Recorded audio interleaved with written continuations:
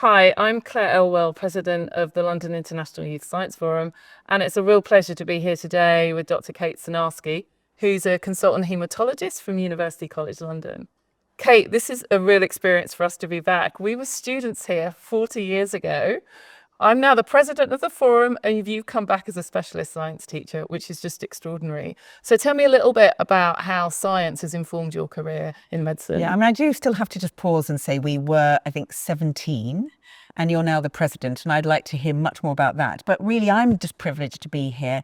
I have an amazing job that I absolutely love, and I realise I've been a haematologist now for nearly 30 years, and in that time, I have seen such improvement in outcomes, both in terms of many more of my patients are cured, but also the experience of having cancer treatment has improved in so many ways. So just seeing how science discoveries that are published in huge journals impact on patient outcome, because we are able to deliver much better treatments for our patients. But I would say that it was such an experience being at the forum 40 years ago. And really, I'm just excited to hear that to know that you're president. And the reason is I'd like to know, why and how. So I was asked to come back to the forum as a speaker 10 years ago, on 30th anniversary of me being a student.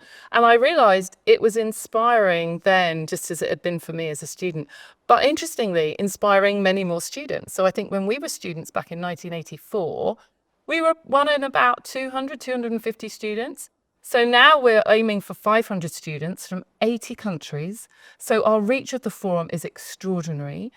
The number of speakers that we have and diversity of our speaker population is incredible. And that's something that we're working really hard on. And I don't think we would have seen that 40 years ago. I think we would have been familiarised with probably all male speakers and very little diversity geographically from who we came from. And the interesting thing with that is I don't even remember that being extraordinary. Yeah. But I think you're absolutely right that many of the speakers were men, and we didn't notice that wasn't unusual. So you're going to be standing in front of this young group of 17 to 21-year-olds. Can you put yourself back into your 17-year-old self?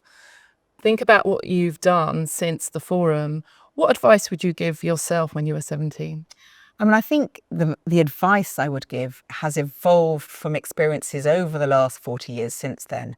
I think I realised the importance of knowing that when you get invited to speak, that you do have to sort of suppress any imposter syndrome, because everybody will have a sense of imposter syndrome.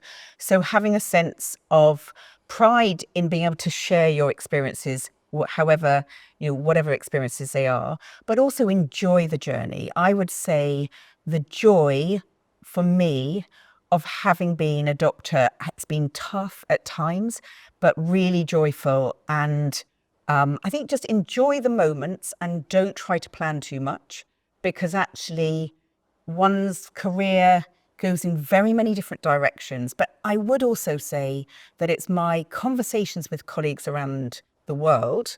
I think COVID was challenging, but what it did open up was the opportunity to do things virtually. So I don't try to travel all the time on a plane. We have many meetings virtually. I think that's good. But also it did remind me of the value of being in a room with people and exchanging ideas. Those conversations are so important for so many reasons. So I think that idea of community is super important, which we're building in the forum, taking opportunity and making the most of it, but also finding the joy. So Claire, having been one of only 2 people in my A-level physics class, it wasn't a place of comfort for me. I think partly maybe because of my understanding of physics, but also it was, the gender ratio was not reflective of society as such. So I'm interested that you've gone to medical physics. And I would ask you, what would you say to 17-year-olds now? Because there are many situations where there is a gender mismatch as such. What would you say to young people today? Yeah, so in physics and engineering, I think there's only 1 in 9 female physicists and engineers. So we still have, it's a big ship to turn. But what I can see now is that there are many, many more female role models. They were broadly absent, I think, for you and I 40 years ago. But now we're able to show the options that women have, the idea that we are all delivering to diverse challenges. We need diverse teams. But also, I think, a real belief that everybody has a voice.